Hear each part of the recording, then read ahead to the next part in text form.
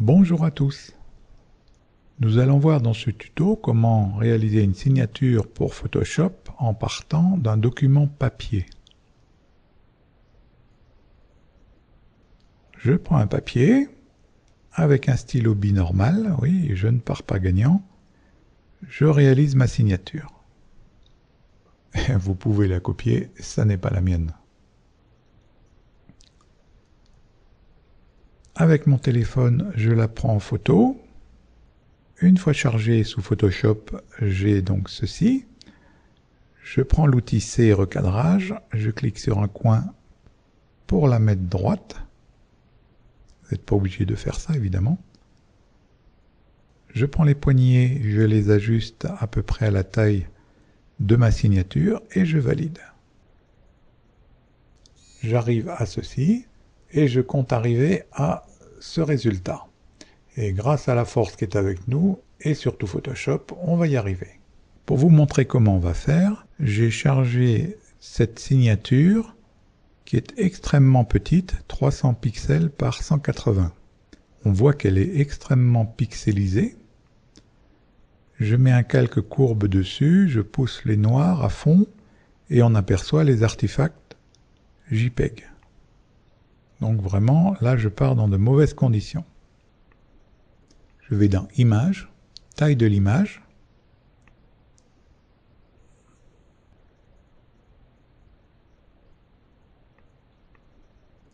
Et là je mets 2000 pixels. Je choisis automatique, mais vous n'êtes pas obligé. Si vous n'avez pas cette option, c'est pas grave. Je valide. Et là j'obtiens mon image qui est fort dégradée. Je place un calque de courbe et je m'aperçois que les artefacts JPEG sont toujours présents. Je sélectionne mon calque d'arrière-plan et pour faire net, on va prendre du flou. Donc on va dans Filtre flou gaussien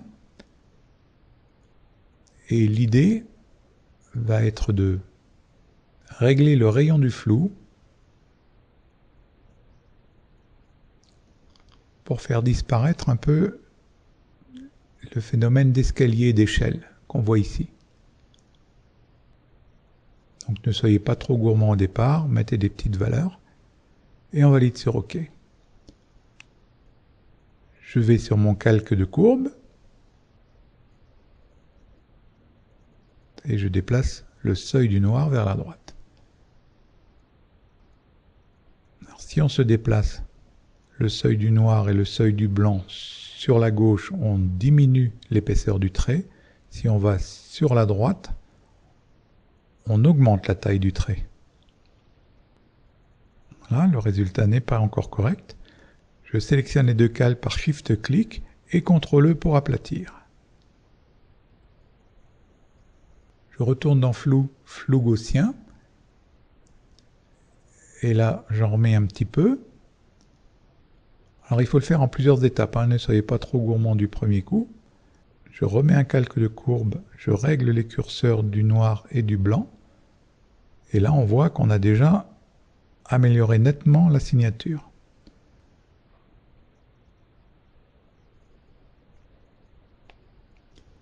Shift-clic sur les deux calques, CTRL-E pour aplatir. Alors on est parti de ça pour arriver à ça, en deux petites étapes. C'est cette méthode que l'on va utiliser pour améliorer notre signature. Je place un calque de courbe et je déplace le seuil du blanc sur la gauche pour blanchir le fond. Shift-clic sur les deux calques, CTRL-E pour aplatir. Aplatir, cela veut dire ne faire qu'un seul calque. Aplatir toute la pile des calques pour n'en faire qu'un. Je vais ensuite dans Images, Réglages et je choisis Noir et Blanc pour supprimer toutes les infos de couleur.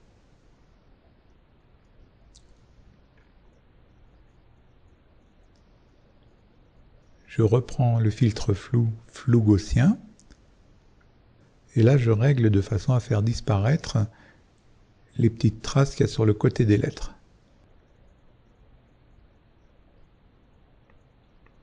Je valide, je mets un calque de courbe et je déplace le seuil du noir sur la droite pour avoir quelque chose d'un peu mieux. Bon, ne cherchez pas à avoir un résultat impeccable du premier coup. Shift-clic, CTRL-E, j'aplatis les calques.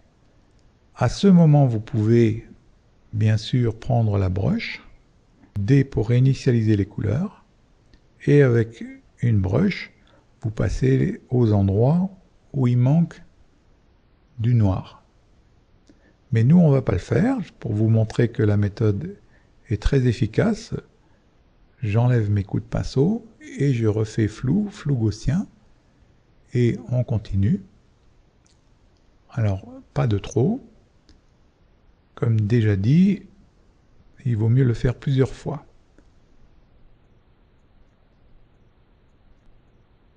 Je place un calque de courbe et je refais pareil.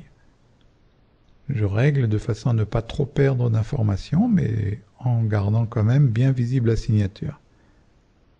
Si je vais sur la gauche, je perds des infos, la signature est plus fine. Au milieu, il reste des trous, donc je me déplace sur la droite. Avec les petites réglettes, je règle de façon à avoir quelque chose d'à peu près correct.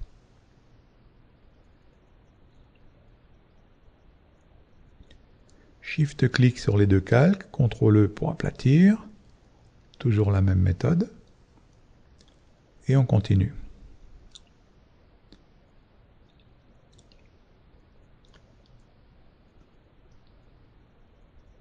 J'annule le flou gaussien, je vais d'abord faire quelques petites modifs sur la signature.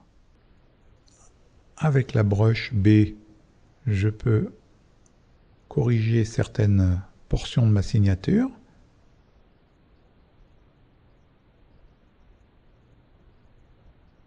Là, par exemple, le haut, il est un peu ouvert. Je le referme, j'appuie sur X pour inverser le noir et le blanc. Je peins en blanc donc pour refaire le centre du haut. Ici, je sépare les deux parties avec du blanc.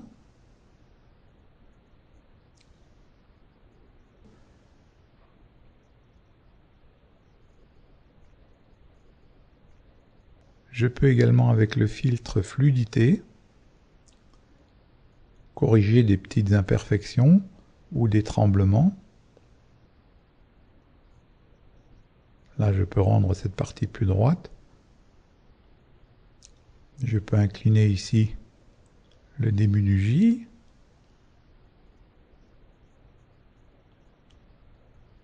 C'est à vous de voir, hein, vous n'êtes pas obligé. Là, je bloque le haut avec un masque. Je reprends l'outil de déformation et je pousse le bas du trait un peu vers le haut pour donner un petit style. Bon, c'est optionnel, hein, tout ça. Et là, évidemment, ça a déplacé le fond qui était gris de l'image de départ. Et je reprends un brush en blanc pour effacer cette partie grise. Voilà, donc là, une dernière fois, on va repasser par le filtre flou gaussien, avec des petites valeurs, pour vraiment bien lisser.